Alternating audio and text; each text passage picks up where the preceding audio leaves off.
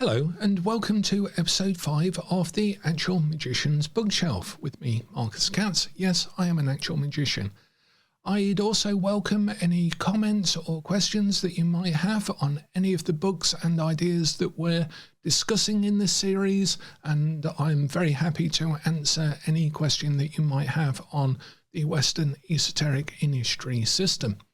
So today we are going to be covering the Mystical Qabalah by Dion Fortune.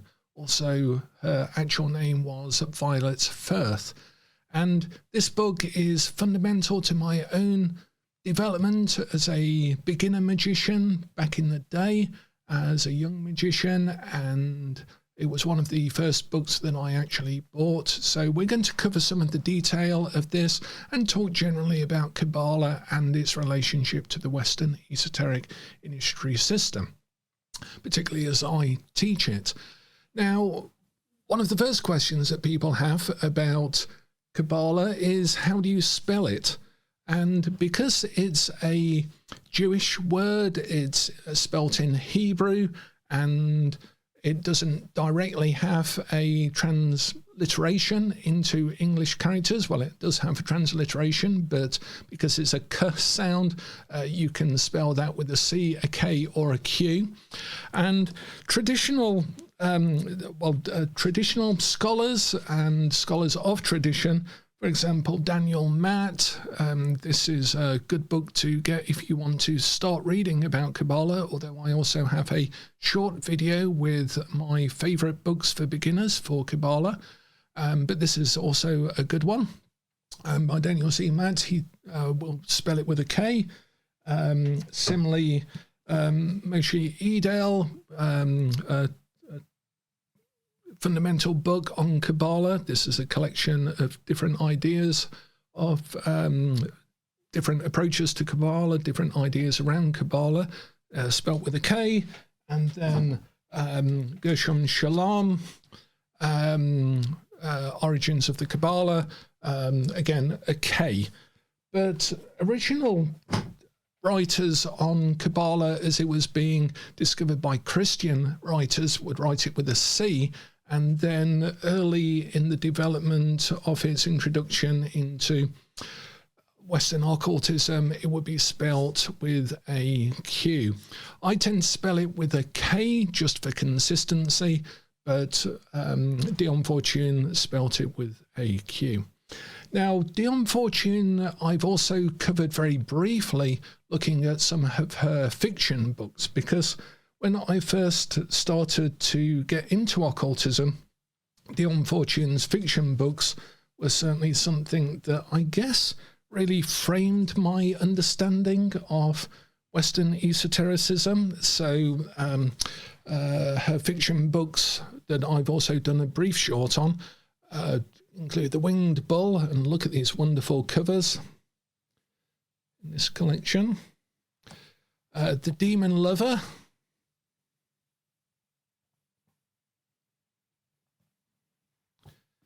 Goatfoot God, and then this sort of pair of books, Moon Magic and The Sea Priestess, which were really fundamental to my beginnings in ritual practice.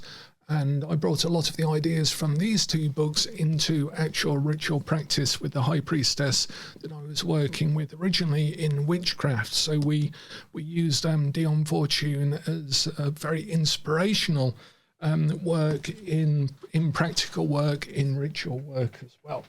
So Dion Fortune is an interesting character, interesting occultist, but she started off, and this is one of the interesting things about her, with a background in sort of psychiatry and psychology. Her very first book, as her actual name, Violet M. Firth, is Machinery of the Mind. This is an original copy, and this was published in 1922. So this was in 1922. And it's a book on psychology, psychiatry, I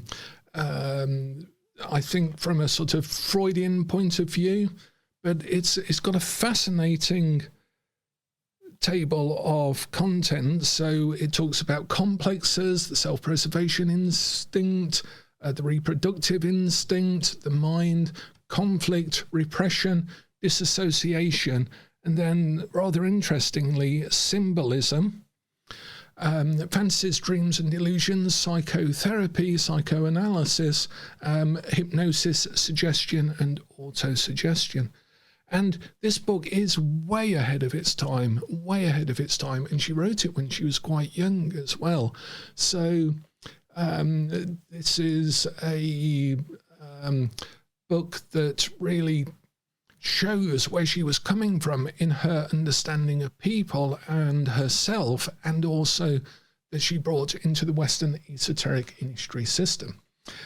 Now, one good way of looking at the bridge that she made between her psychological understanding of the world and her magical understanding is in The Secrets of Dr. Taverner, and again, this wonderful cover on this particular version. And this is actually based on some of her real life experience, both as a magician and as someone interested in psychology. In fact, it talks about the psychology of ultra consciousness on the back blurb of the book here. So yes, it's a fiction book, but it shows her understanding of human nature that she then brings into her occultism. And her books on occultism are many. I shall see if I can get used to my editing of YouTube videos and put a picture of all of her books here. I'll be thank you for joining me on the journey through YouTube and video editing. It's very much appreciated. So aspects of occultism and applied magic are two of her sort of more common books on occultism, but certainly the one that really influenced me is the Mystical Qabalah. And this is for a number of reasons. I bought this in the Ace of Wands bookshop, as we'll see with several of the books that I'll be recommending in this series, because these are the books that had a profound influence on my own work and life, so I feel I can talk about the experience of them as well. I think it really opened my mind to the initiatory system itself, and I hope I have here yes, this section on page 76. I'll just hold that up if you want to freeze frame that and look at the entire paragraph. It's the one numbered 16 there. And this reads, the ritual initiations of the greater mysteries of the Western Esoteric tradition, what I call the Western Esoteric Initiatory System, are based upon the principles of the Tree of Life. Each grade corresponds to a Sephirah and confers, or should confer, if the order working them is worthy of the name, the powers of that sphere of nature. Likewise, it opens up the paths leading to that Sephirah, so that the initiate is said to be Lord of the 32nd path, when they have taken the initiation that corresponds to Yesod, or Lord of the 24th, 25th and 26th paths, when they have taken the initiation corresponding to Tiferet, which constitutes them a full initiate. Beyond this lie the higher grades of adepthood. And it goes on to say, the aim of each grade of initiation of the greater mysteries is to introduce the candidate to the sphere of each Sephirah in turn, working from Malkuth up the tree. The instructions given in each grade concern the symbolism and forces of the sphere to which it refers and the paths that equilibrate it. And it goes on to talk about that. So basically what the book is really talking about is our path of magical and spiritual progress up the Tree of Life, going through corresponding states of awareness through the Tree of Life as a map. And this is really what consolidated my understanding of the initiation system as a progressive state of increasingly congruent, comprehensive and consistent consciousness through each grade. And I do really believe that we can work with this as a very useful map of our own inner, outer, spiritual, religious, magical, psychological, physical consciousness as a very useful map and model and so forth. And I think it was Dion Fortune that really then introduced the Correspondences to me far more than Crowley, which I sort of read this just ahead of the Great Beast, I guess. And so I think the guy at the bookshop as well recommended that I start with Dion Fortune before I got into Crowley. I was very thankful of that. Incidentally, in the Warburg Institute, there's a misfiled letter from Dion Fortune talking about her regret that her ideas were introduced to Aleister Crowley because she felt that she had been forced into having a sort of magical link with the Great Beast himself, and she didn't really want that. She talked about being an earthen pot amongst the brazen pots, which is, I think, might be a biblical metaphor, but it's all of the pots get taken down to the well, and of course the brazen pots don't are able to hold the water, but the earthen pot isn't. I guess it just turns to mud. So she saw herself as very retiring compared to the likes of the occultists such as Aleister Crowley and so forth. One other thing I think that's important about this particular book is how it changes. This is one of the several books, I think, and the one that does it the most in my experience, that changes over the years. When you go back and reread it, I swear she has written extra pages that weren't in there before, or extra paragraphs that I didn't realise were there before.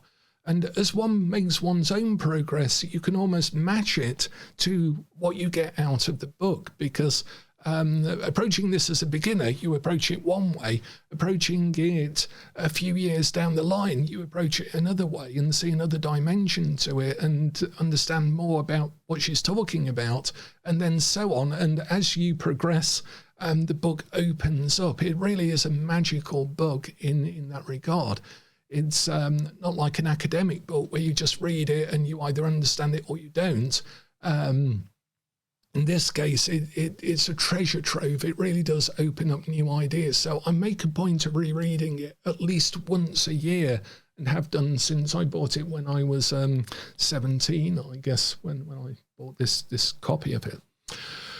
Another thing that's important about this is that it does go through each of these Sephiroth in turn. And in the short video, I did recommend this book here, which is a far better examination of the Sephiroth. This is both of these books are on my absolute must-have by my side at all times bookshelf. And whilst this is a more, I guess, traditional examination of the Sephiroth, but really does give you an idea, I think it backs up Dion Fortune's Mystical Qabalah, that does go through each of the Sephiroth in turn. And one of the interesting things about that is not only does it talk about the nature of each grade and the challenge that we have at each grade of our mystical progress and magical progress, and maybe the difference between those two things, it also talks about how Kabbalah can be a map of social change. And we looked at this when I was looking at the Aeons, and we discussed the Aeons in the previous episode with the Great Beast. And Dion Fortune looks at a similar thing with social change and patterns in society, particularly, I think, with thinking about the world wars. She talks very interestingly about Chesed and Geburah on the tree of life. And if I just call up a diagram here, or perhaps get one on the screen. So Chesed and Geburah are sort of up here in the middle of the tree, and they balance each other like all of the other Sephiroth do. I tend not to refer to them as spheres, which is something that certainly a lot of Western esotericists tend to do, because the actual translation of the Sephiroth on the Tree of Life is numerical emanation. These are things that emanate out of the nothingness, the Ein Sof that is primary to all things, and then comes down to Malkuth and then returns again. So it's a sort of cyclic process of creation that this is a map of. And so these emanate, but they emanate a lot of other diagrams, which I'll cover when I do a video specifically on Kabbalah, are circular with circles inside each other rather than a tree or a ladder going up and down. And that really shows how these things emanate all at the same time. And then they sort of can be seen as a flow, which is a useful thing, this lightning flash that comes down the tree of life. But they are themselves numerical emanations. They're not spheres. It's a bit like thinking that molecules are red-coloured and yellow-coloured things that you build together like you did in a chemistry lesson at school, for example. They're not really like that, but we can see them like this, so that's useful. It's useful as a map. But Geburah and Chesed are active and passive, and the strength card on the in the tarot corresponds to the path between them. But when people think about it and they think about Geburah as corresponding to the number 5, the pentagram, iron, Mars, anger, war, wrath, fear, Pakad is another name of this, as opposed to Chesed, which is loving kindness and mercy, and Jupiter and the square 4, stability, and so forth. They tend to think if strength is between them, that this is the lion, obviously, because it's Geburah and red and Mars and all of these correspondences, and this is the maiden, because it's to do with loving kindness, peace, and so forth. But actually it's the other way around. And Dion Fortune makes this point very clearly in terms of society, and we'll come on to that in a second. But if we think about Chesed as being very expansive, and this is on the pillar of force, it's like love and mercy and compassion. It's like this great overflowing, blanketing, cosseting, cloying thing that, if it was just left unchecked, would turn the whole universe into one big hug, one sort of morass of nothingness that's everything. And there'd be no separation, there'd be no differentiation, there'd be no diversity, there'd be no anything at all, because this would just flood the entire universe. So Geburah, the warrior, the middle on the pillar of form, has to step in and sort of passively receive all of that emotional outpouring, which is what is further down on the tree when we look at Netzach and Hod. This is the mind, and these are the emotions. When we look at the map in that way, that our mind has to comprehend all of the emotional states that are happening first in this model, and then order them, construct them, respond to them, react to them. And so this is passive, and Geburah is passive in the same way that it is the lady, the maiden, the flower maiden on the strength card, who is Geburah. And she is balancing and holding the jaws of the lion of Chesed from roaring the entire universe out and swallowing it all, like the alchemical symbol of the lion swallowing the sun, which is Sephiroth here on the Tree of Life. And so this is restricting all of the ever-flowingness of Chesed. And as Dion Fortune makes the point in this book, society has now, unfortunately, made Geburah active and the mind active as being these aspirational things that should control everything. You know, the rule of science, the rule of law, the rule of restriction as being active, and has denigrated and made passive all of these things. Like love is seen as a passive or weak emotion, mercy and so forth, loving kindness, and all of these are seen as being passive in our society. In the same way that emotions are perhaps seen as being untrustworthy or not rational or not to be used to make decisions and so forth. Whereas on the tree of life, this side of the tree is active and this side is passive, is responding to that, which is what the tree would map as the natural order of things.